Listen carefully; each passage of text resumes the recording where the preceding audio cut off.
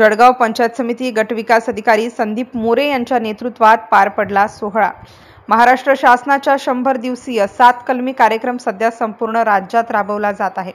त्याचाच एक भाग म्हणून बुलढाणा जिल्हा परिषदेचे मुख्य कार्यकारी गुलाबराव खरात, अतिरिक्त मुख्य कार्यकारी BM मोहन, उपमुख्य कार्यकारी अधिकारी आशिष पवार यांचे मार्गदर्शनाखाली जिल्ह्याच्या प्रत्येक पंचायत समितीतील प्रत्येक योजना लाभार्थ्यांपर्यंत पोहोचवण्याचे निर्देश देण्यात आले आहेत। त्याच अनुषंगाने जळगाव जामोद पंचायत समितीचे गटविकास अधिकारी संदीप मोरे यांच्या नेतृत्वात तालुक्यातील दिव्यांग निधी वितरणाच्या कार्यक्रमाचे आयोजन करण्यात आले होते। स्थानिक पंचायत समिती कार्यालयामध्ये 31 मार्च रोजी आयोजित या कार्यक्रमाच्या अध्यक्षस्थानी जळगाव जामोद विधानसभा मतदारसंघाचे आमदार डॉक्टर संजय कुटे हे होते। यावेळी दिव्यांग बांधवांना शासकीय निधीच्या धनादेशाचे वाटप करण्यात आले। याप्रसंगी 285 दिव्यांग बांधवांसह तालुक्यातील सर्व ग्रामपंचायतचे सरपंच, ग्रामसेवक तसेच पंचायत समिती कार्यालयातील अधिकारी व कर्मचारी प्रामुख्याने उपस्थित होते। MCN न्यूज मराठी करिता संपादक राजीव वाढे, जळगाव। काय योजना आहे? कारण शेवटी बघा, योजना खूप असतात पण माहिती अभावी आपण तिथपर्यंत पोहोचत नाही। आता स्टार्टअप, पंतप्रधान नरेंद्र मोदी स्टार्टअप योजना आहे, दिव्यांग बंधू भगिनीसाठी 100% अनुदानावर आहे। एखादा छोटा उद्योग जर चालू करायचा, स्टार्टअप नाविन्यपूर्ण, हे नाही तर मग मी किराणा टाकतो मग 100% अनुदान द्या, असं नाही। नाविन्य की जे स्टार्टअप ज्याला म्हणतात, आपण सुरुवात करतो एखादा नवीन उद्योगाची, तर त्यासाठी 100% अनुदान सेंट्रल गव्हर्नमेंटचं। त्या योजनेचा आम्ही अभ्यास करतोय, ती योजना आपण तुमच्यापर्यंत आम्ही निश्चितपणे पोहोचू। त्यामध्ये जे काही आपले दिव्यांग बंधू भगिनी त्या कॅटेगरीमध्ये येतात, जे शिक्षित आहेत, त्यांच्यासाठी ती योजना असणार। ज्यांचं शिक्षण झालेलं त्या कॅटेगरीमध्ये जे बसतात त्यांना ती योजना आपला देण्याचा प्रयत्न राहील। आणि आज जो आहे हे सगळं प्रथम तर तुमचे दिलगिरी व्यक्त करतो, कारण तुम्हाला खूप वेळ बसावं इथं लागलं, बऱ्याच वेळचे तुम्ही आलेले आहात, परंतु आता घरी पण एवढेच लोक होते। आता त्या लोकांना 1-1 सेकंद, 1-1, 2-2, 5-5 सेकंद बोललं तर 1-1.5 तास गेले ते, पण त्यांना हे म्हणता येतं तुम्ही सगळे थांबून दुसऱ्या कार्यक्रमाला जायचं, तर मग त्यांनाही राग आला असता। त्यामुळे त्यांना घरातून बाहेर काढता येत नाही आणि तुमच्याकडे पण यायचं होतं, परंतु आपण इथं दुरून आलेला आहात आणि निश्चितपणे एक चांगला मेळावा आणि तुमचं दर्शन सुद्धा या निमित्तानं घ्यायचं होतं। कारण सगळे इलेक्शन झाल्यानंतर तुमचं दर्शन जरा घेता आलं नाही, त्यामुळे एकत्रितपणे बोलवून तुमचं दर्शन घ्यावं हा सुद्धा त्यामागचा हेतू होता। त्यामुळे तुमचं सगळ्यांचं दर्शनही झालं, संवादही आपला होणार आणि या माध्यमातून एक चांगलं मतदारसंघामध्ये काम हे दिव्यांग बंधू आणि भगिनींसाठी आपण मोठ्या प्रमाणात उभारणार आहे। आता एक बघा की आपले केंद्रीय मंत्री आपले प्रतापराव जाधव साहेब झाले। आता महाराष्ट्रामध्ये फक्त मुंबई आणि पुणे आणि नागपूर मला वाटतं 3च ठिकाणी ती लॅबोरेटरी आहे की जे अवयव जे आहेत, कृत्रिम अवयव, म्हणजे जे सायंटिफिकली तुम्हाला आज एक मी आपली अनामता म्हणून मुलगी आहे, जिचा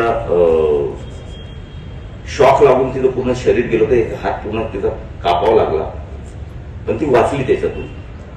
तर तिचं पहिलं ऑपरेशन जे आहे ते या भारतातलं पहिलं ऑपरेशन तिचं आता सक्सेस झालं। तिला जो हात बसवला तो त्या हाताने पूर्ण काम करू शकते, म्हणजे तिचं डायरेक्ट जसे आपले नॉर्मल हात आहेत त्याप्रमाणे तिचा हाताचा पूर्ण उपयोग ती करू शकते।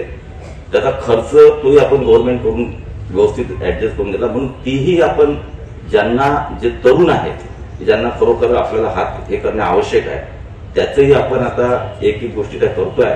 आणि प्रतापराव जाधव साहेबांनी, आपल्या केंद्रीय मंत्र्यांनी या 3 लॅब ज्या आहेत की ज्या आपल्या अवयवाचा अभ्यास करतील, त्याला काय फिट केलं, म्हणजे त्याला कशा प्रकारे टेक्नॉलॉजी दिली तर त्याला चालता येईल किंवा हातानं काम करता येईल, असे सगळ्याची परीक्षण करणारी लॅब ही आपल्या बुलढाणा जिल्ह्यात सुद्धा स्थापन झालेली आहे। बुलढाणा म्हणजे महाराष्ट्रामध्ये 3च ठिकाणी आहेत, पुणे, नागपूर आणि मुंबई, पण आता बुलढाण्यामध्ये ते स्वतःच आरोग्यमंत्री असल्यामुळे त्यांनी बुलढाण्यामध्ये सुद्धा लॅब केली। त्यामुळे आपल्याला कुठे मुंबई पुणे जायचं काम पडणार नाही। आणि आपले जे हात आणि पायाचे जे व्यंग आहेत किंवा जे दिव्यांग जे आपले आहेत, ते आपण त्याचा कॅम्प जो आहे तो निश्चितच एखाद्या महिन्यामध्ये जळगावमध्येच त्या लॅबच्या द्वारे आपण घेणार आहे, जेणेकरून आपल्याला बुलढाण्याला जायचं काम पडणार नाही। आणि त्यामध्ये मग आपल्याला ज्यांना हाताची गरज आहे, ज्यांना कशाची गरज आहे, त्या पद्धतीनं एक आर्टिफिशियल सगळं जे आहे त्या पद्धतीनं आपण त्या लॅबच्या थ्रू ते सगळ्यांना देण्याचा आपला प्रयत्न आहे. चांगलं आयुष्य आपल्याला जगता यावं हा त्यामागचा हेतू आहे. बऱ्याचशा योजना आहेत आणि आता मी 5 वर्ष तुमच्यासाठी सेवेत आहे. त्यामुळे आता फर्स्ट प्रायोरिटी प्राधान्य जे म्हणतात ते दिव्यांगांना. त्यामुळे आता दिव्यांगांचं सगळ्यात पहिलं प्राधान्य ठेवून मी आता सुरुवात केलेली आहे. तसे आपण करत होतो, पण आता मोठ्या प्रमाणात लक्ष देऊन प्रत्येक गोष्टीकडे लक्ष देऊन आपण ह्या गोष्टी आता करणार आहे. त्यामध्ये आमचे जे सरपंच मंडळी आहे त्याचे एखाद्याचे 5% निधी फक्त लवकर देऊन टाकत बाकी. शेवटी एखादं काम कमी जास्त झालं तर चालते, पण शेवटी आपली संवेदना असली पाहिजे आणि ती संवेदना यांच्या प्रती आपली असलीच पाहिजे. त्या दृष्टीने तेवढं काम पंचायत समिती आपले BDO साहेब आणि त्यांची टीम एक चांगल्या प्रकारे पुढे येऊन काम करते आहे. त्या सगळ्यांचं मी अभिनंदन करतो आणि याच पद्धतीने गतिमानतेने या लोकांचं सेवा कार्य हे आपण उभारलं पाहिजे आणि त्या पद्धतीने पुढे गेलो पाहिजे. अजून एक संकल्पना आपली आहे की दिव्यांग जे आहेत त्यांच्यासाठी एक सेवा प्रकल्प जो आहे तो सुद्धा आपल्या जळगाव मतदारसंघामध्ये आपण आणतोय की ज्या माध्यमातून त्यांना एकाच ठिकाणी काही गोष्टी करता येतील आणि त्या माध्यमातून त्यांना आपला रोजगार उत्पन्न करता येईल. हा सुद्धा संकल्पना आहे.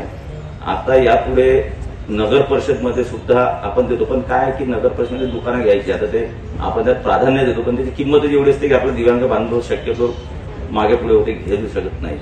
तरी मग त्याच्यामध्ये आपण आता शासनाकडे आपण एक विनंती केलेली आहे दिव्यांग मंत्रालयाकडे की ज्या नगर परिषदा, महानगरपालिका, ग्रामपंचायत ज्यामुळे दुकानं निघतात त्याच्या दिव्यांग बांधवांसाठी किंमत जी आहे ती 50% करण्यात यावी, जेणेकरून 50% जर 100% तर 50% हाही एक आपण अर्ज तिथे दिलेला आहे. निश्चितपणे त्याच्यावर सकारात्मक निर्णय होईल आणि या माध्यमातून तुमच्या जीवनामध्ये आणि तुमच्या जीवनात म्हणजेच माझ्या जीवनामध्ये एक चांगलं परिवर्तन होईल हा आशावाद व्यक्त करतो, ही अपेक्षा व्यक्त करतो आणि तुम्हाला अजून चांगल्या प्रकारे कशी मदत करता येईल हे सगळे आम्ही अधिकारी, कर्मचारी, सामाजिक कार्यकर्ते, ग्रामपंचायतीचे आमचे सरपंच, सदस्य सगळ्यांना मिळून एक तुमच्याबद्दल एक चांगली योजना आणि चांगल्या प्रकारचं काम, सेवा कार्य या मतदारसंघामध्ये भविष्यामध्ये निश्चित निर्माण होईल आणि आपली सेवा करण्याची संधी आम्हाला मिळेल हाच आशावाद व्यक्त करतो आणि थांबतो. जय हिंद, जय महाराष्ट्र.